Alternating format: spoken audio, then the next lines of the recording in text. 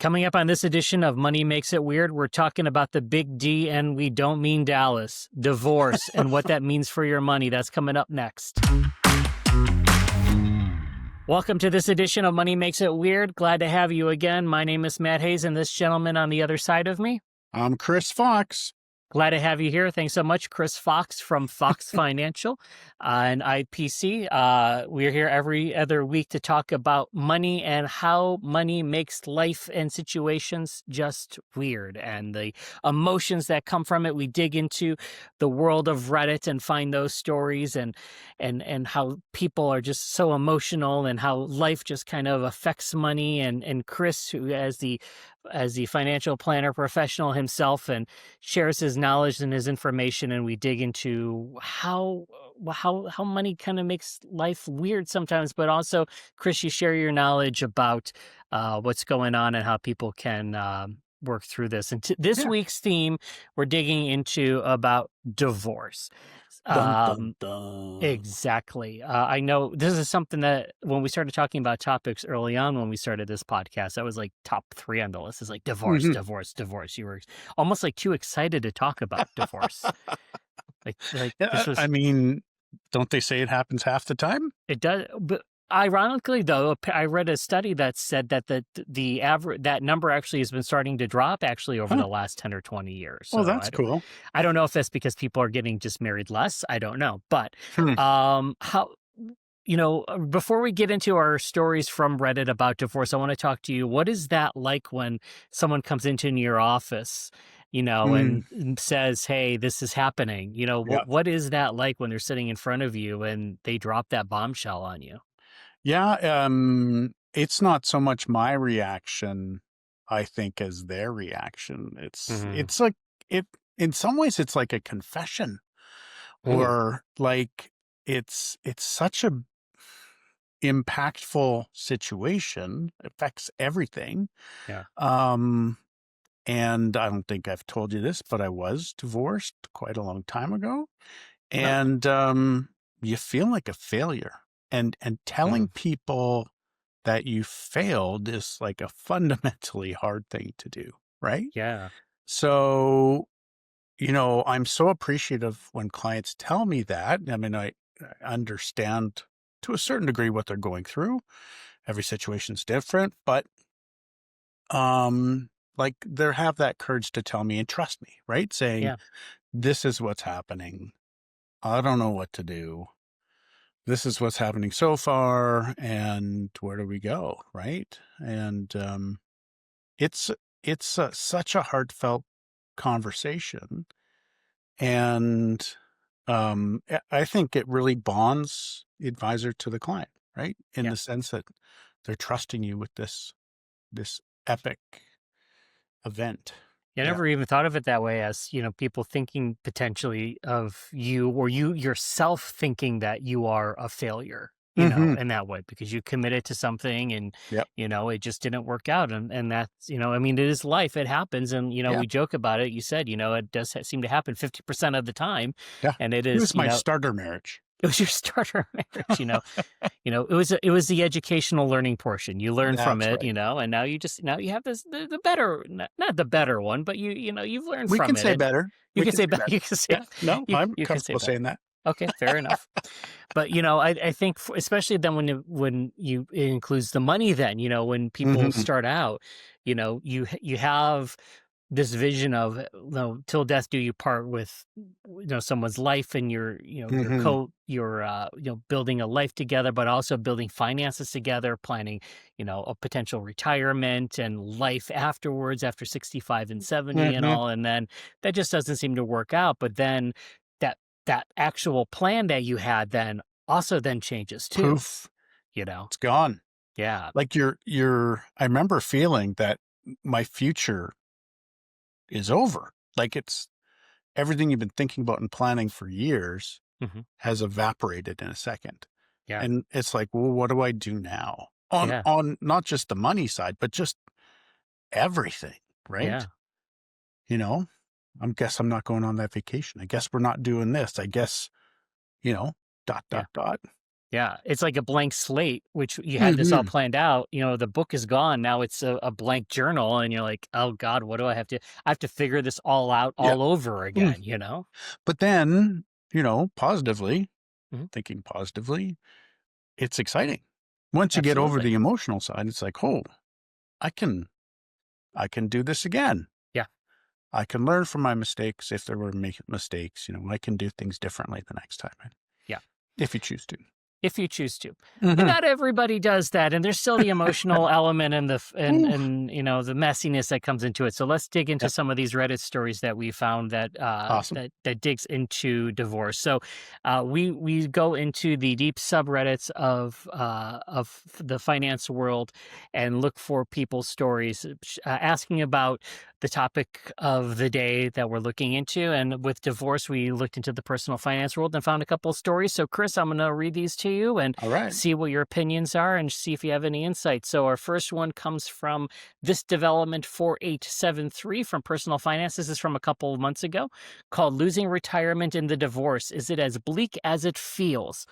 Now, to preface, Reddit is an international website, so some of this isn't necessarily so Canadian based. So some of the retirement Yeah. products are, can be for the United States, could be for Europe. So, we'll definitely make sure to translate it for the Canadian market as well. So, but Hmm. sometimes, some of the terms might not be necessarily for Canadian financial products, but Yeah. also, just also to clarify, your own products and what you do with your own personal retirement is what you do. This is not any sort of recommendation or anything Yeah. like that. This is everybody's own personal story that we're reading off of the internet.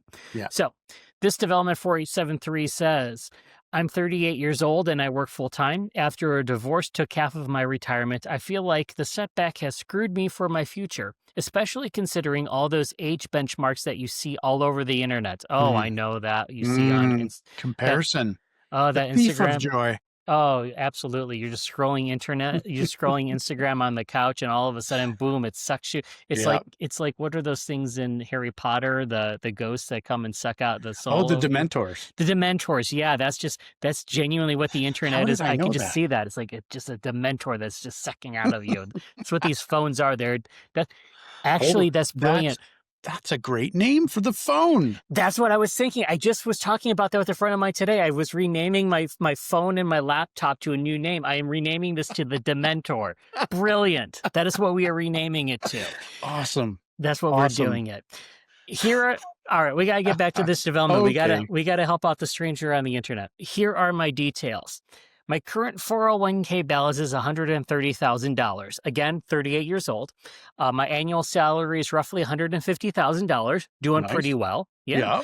Yeah. Company has no pension. It happens in the United States. Been Mhm. contributing 10% to my 401k, but I just this month started maxing this out. Well, that's good. You're, putting as much as you can in. Monthly Mhm. expenses, including child support, mortgage, college savings, charitable giving, add up to about 6,700. I Mhm. know my situation isn't dire, but I went from $260,000 in retirement down to $130,000, pretty much Mhm. slashing it in half. And I'm just 1 year closer to retirement. It hurts. I feel like I just went from a good situation to a terrible one, and I'm discouraged as hell knowing that it will take decades for my extra savings to make up for what I lost. Am I as Aw. screwed as I feel? I That's mean, it. Feel how you he feels. feel. Emotional. I mean, this is as the stereotype of, take half away, this is that, which I Yeah. think a lot of people feel that way. But, Mhm. if someone sat down in front of you, a client of yours, and this situation happened, what would you say to them?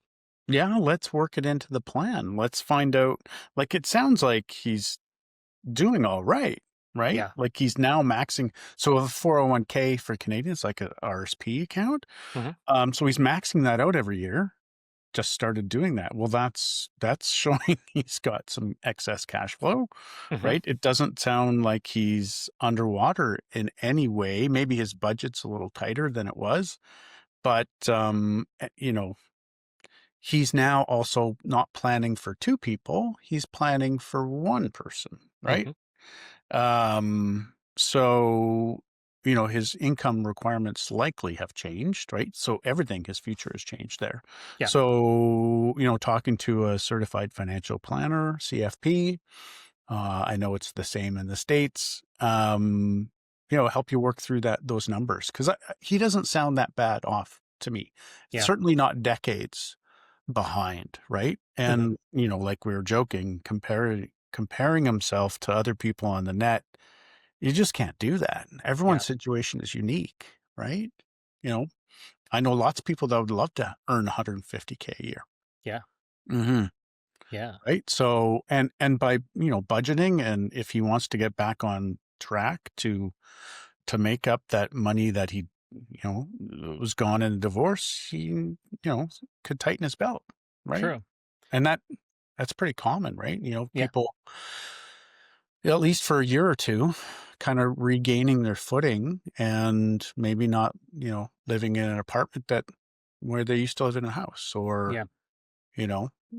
not eating out all the time, not doing the vacation every year. Yeah. There's certainly financial consequences. And if he's serious about getting back on track, talk to a planner for sure. Yeah. You That's know, professional advice. He needs professional advice. yeah. Well, also too, as we do see with some of these Reddit stories, there's always like a little bit something missing. Like, what question would you want to know? I would want to know, what is his vision for retirement too? Yeah.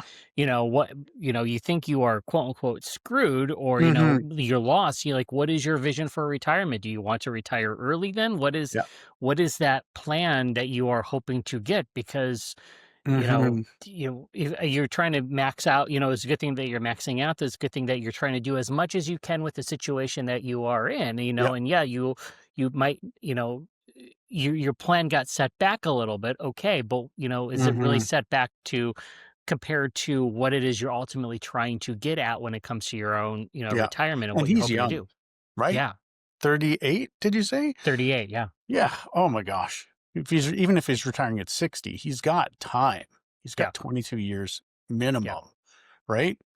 Um, or maybe he was thinking he'd retire at 55. I don't know, right? Yeah. Or 50. Who knows? Right. Everyone wants to retire at a different time. Right. Likely that will have to be pushed back if it's on the shorter side. Yeah. Also, Mhm. too, I think people don't. I think people always seem to forget that, you know, as you're going through, when you have moments like this where that plan changes, what you also desire when it comes to retirement and life also changes too. You Mhm. might realize, okay, I had a plan to want to retire at a certain age, but maybe I realize I enjoy what I'm doing, and maybe I do want to keep actually going for a few more years, or maybe just work part time Yep. and keep doing something. Mhm.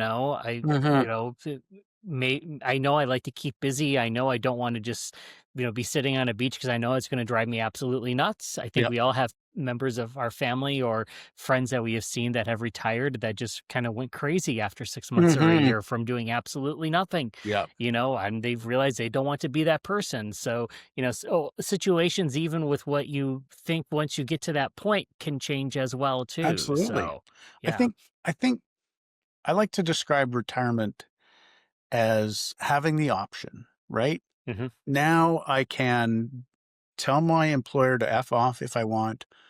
Maybe I can go part-time. But having that choice, right? I think that's the key part, you know. Absolutely. Yeah.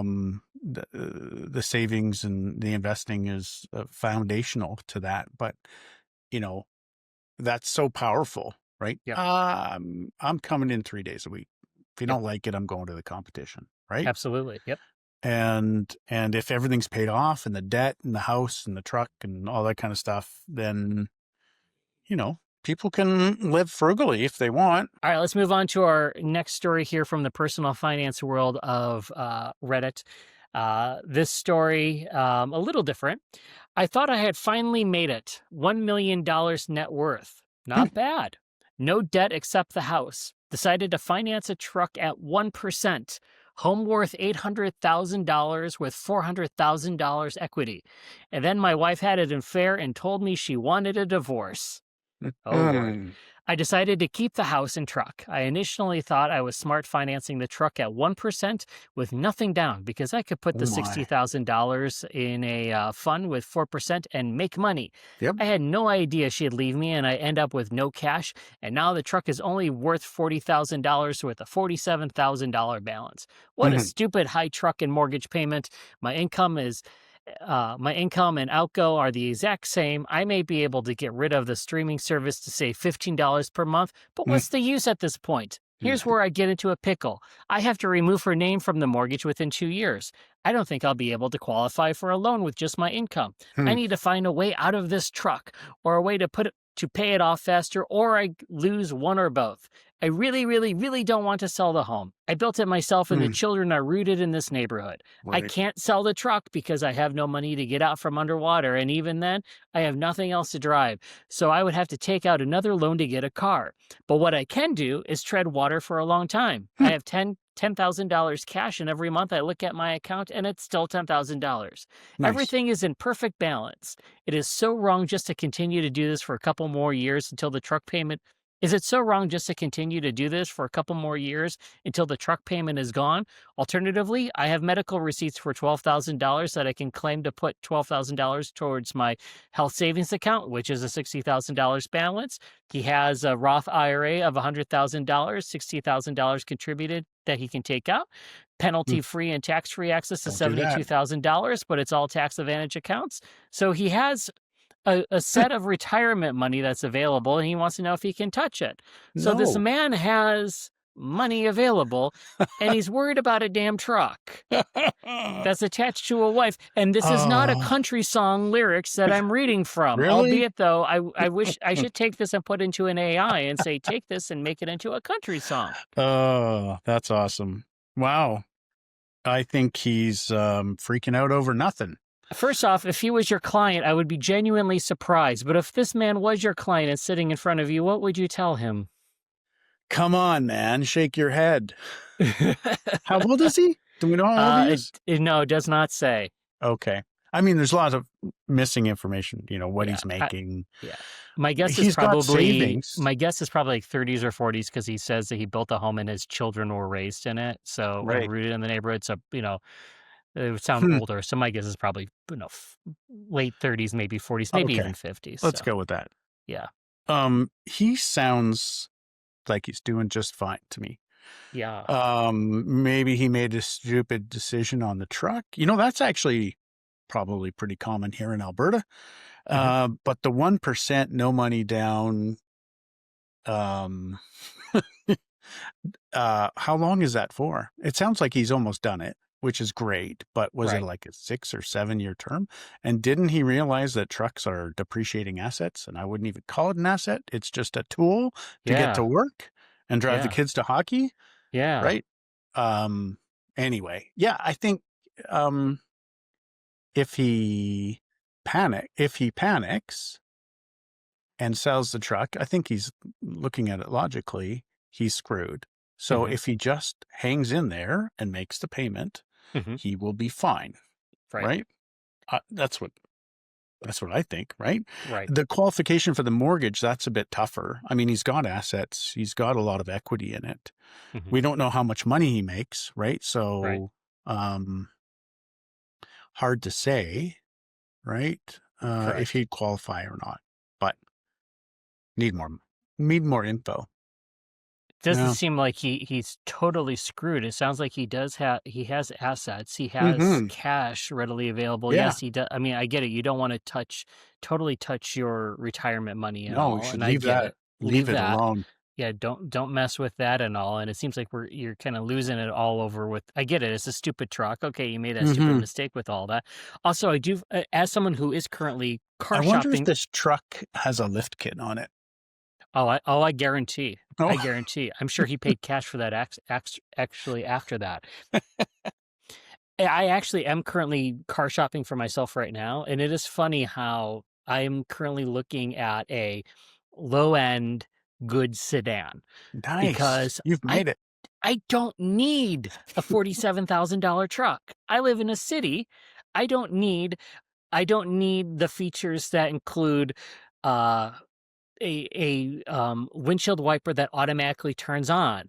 Oh, I grew up with a car that I had to turn it on myself. oh my. I was How did you live, Matt? I know. I don't need to have a steering wheel that's heated. Oh, I I learned do. how to drive in the cold with gloves on, which kept my hands warm. I don't need to spend an extra 30 or $40,000 on an extra vehicle for little items that I might use 5 or 6 times a year, Okay. you My know? heated steering wheel stays on 24/7 in the summer as well. I just Con turn it up a little in the winter.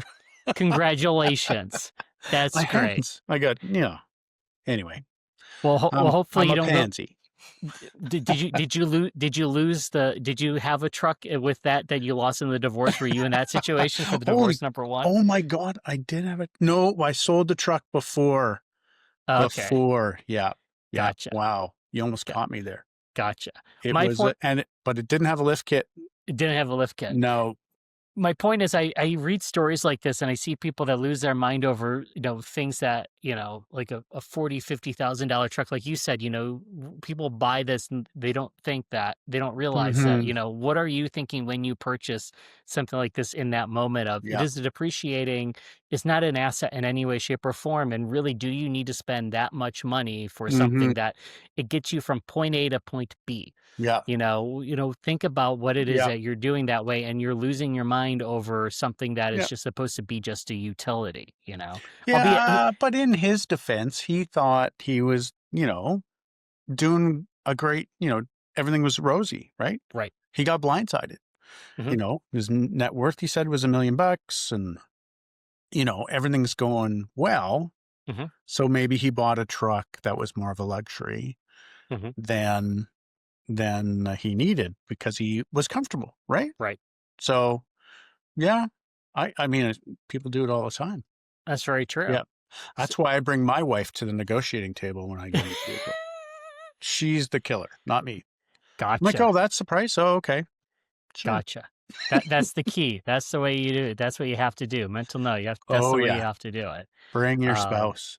So it seems like this guy is probably in a little bit better shape than he might realize. It might be a little bit of a pickle and probably Hmm. like not as great of a situation, but there probably is a way to be able to work through this and maybe he just hasn't seen it yet, but it's not as bad as No, he probably thinks it is. I think he So needs to hold tight. Right? yeah, He's not spending more than he's making. And he's like, cutting the Netflix for $15 doesn't make any sense, yeah, right? It's not going to make a difference, right? We no, don't know the rest of his finances, no. but if he has the kids, sounds like he does, then that's expensive and they will grow up and move out one day, There's a lot of hopefully. emotion. It just feels like this truck is just so emotional now. Like, it just almost feels like Hmm. almost feels like the weight of the finances isn't the problem. It feels like there's a weight of emotion that's just attached to the truck and the Right? Maybe situation it's now. tied to the feeling successful with his wife and then she Yeah, pulled the rug out yeah, from under him, right? yeah, yeah. Definitely. He just needs to get rid of it and get like a Kia at this point. He just needs the complete opposite. He really does. I can't carry hockey bags in a little Kia. Oh, that's okay. You Maybe get a big Kia. You get a big big Kia. Kia. You don't There need you a go. little Kia. You get a Yeah, big Kia. that's So, not very pro-American of you. Do you uh, think, what kind of truck is it? Is it a Ford, Chevy, or a Dodge? oh, I guarantee. You know what? I bet it's a Dodge. I don't think it's a Ford. I bet it's a Dodge. Hmm. I bet Hmm. yeah, I bet it's a Dodge. If it's 47, Well, yeah. that's what he owes on it now. So it was more than that. So I'm thinking like King Ranch, like a big, Oh, big could be. truck. Could be. Could be Like a big truck.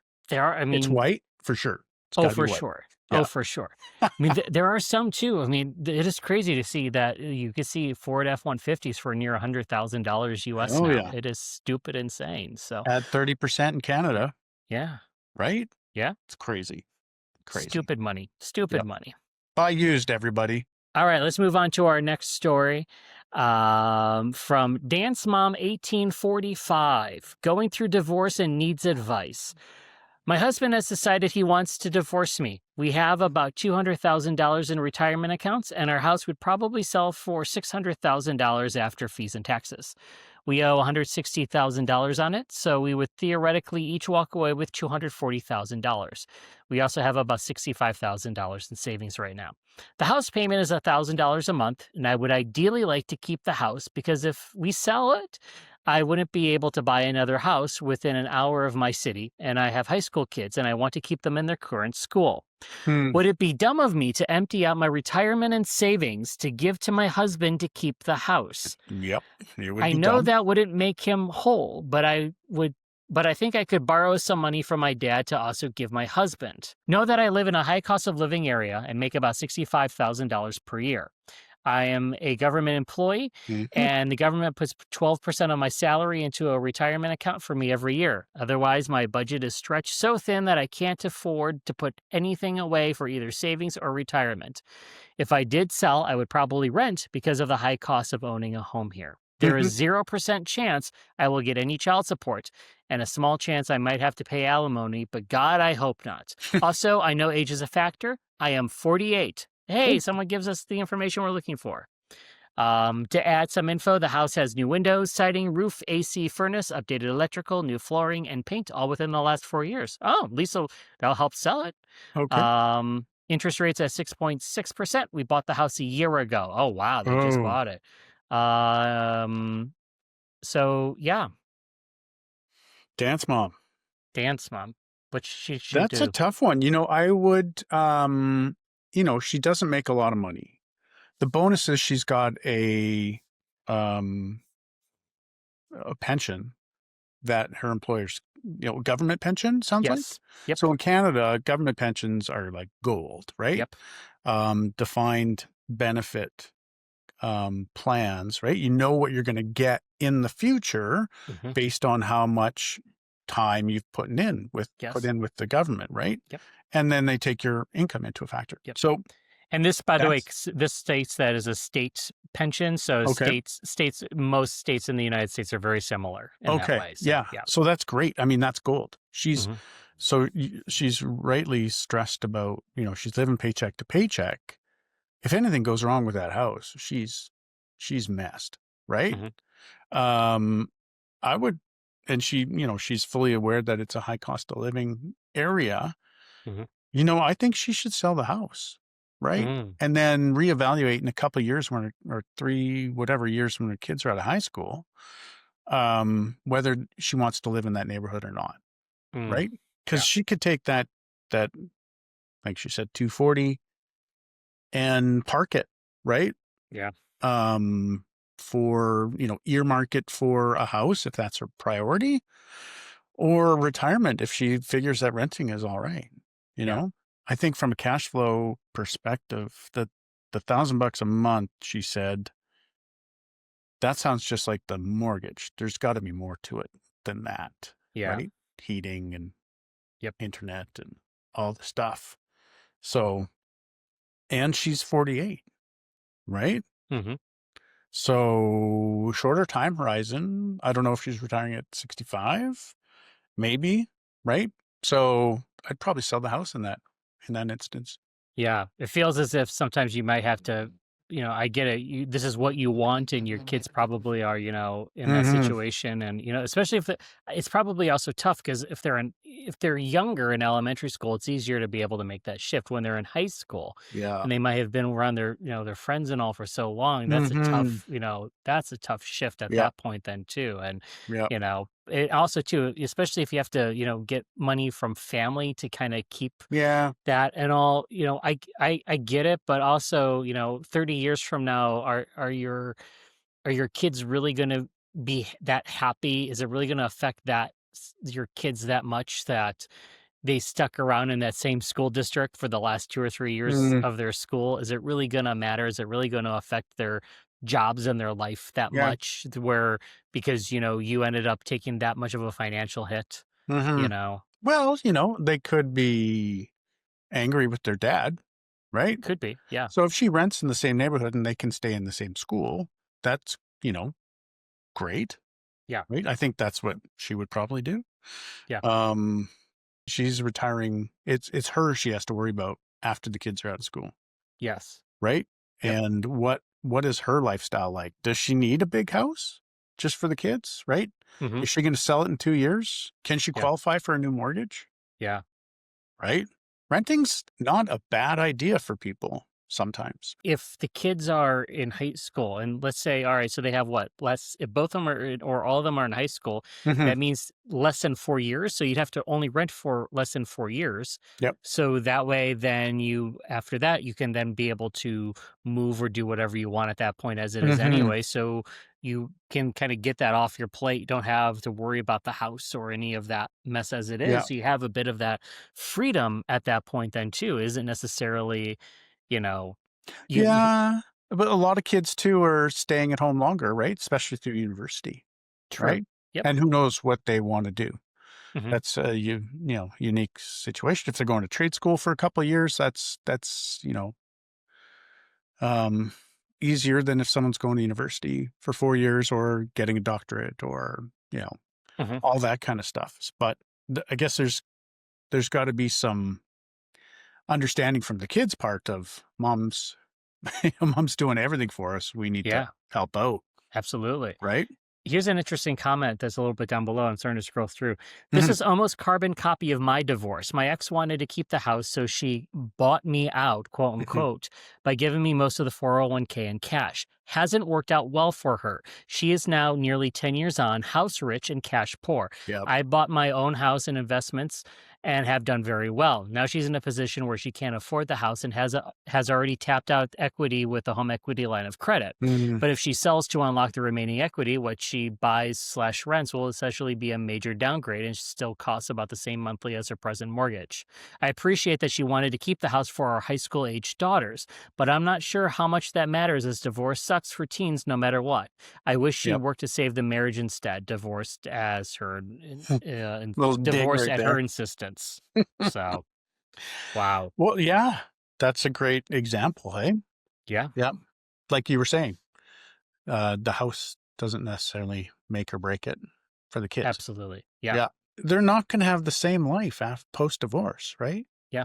You They know, think it's good. They think you just can't, remove the one person and think yeah, that is all exactly this. It's not like the house is not no, going to feel the same. It's never. not going to. It's not that at all. And So, the renting is not a bad idea. It gives you flexibility, right? Like mhm, she can get in a holding pattern for a year or two or more, yeah, right? And she knows she's got the equity. If it's invested for longer, she's probably doing better than the house would have done, right? yeah, Of course, there isn't leverage and all that kind of stuff, but um, relatively, comparatively, she's probably going to do okay in that scenario, right? yeah, Have the cash. Cash is king. You can't draw retirement income from house. yeah, Well, now there's the chip reverse mortgages in Canada, but that's really the last resort in my mind, yeah. right? Yeah. Yeah, and reverse mortgages seem to be also that's the last thing you want to do when your retirement funds are out and all too when you're Hmm. elderly, and that's especially when that's when you see the advertisements here in the states for that. It's Yeah. it's it's always the entertainers that, are retired, always looking to make that extra buck of, "Hi, you remember me from that TV show from 1974? I remember, you used to watch me on that. Let me tell you about a You reverse can trust mortgage." me. You can trust me. Exactly, I and won't say so, who that celebrity here is in Canada.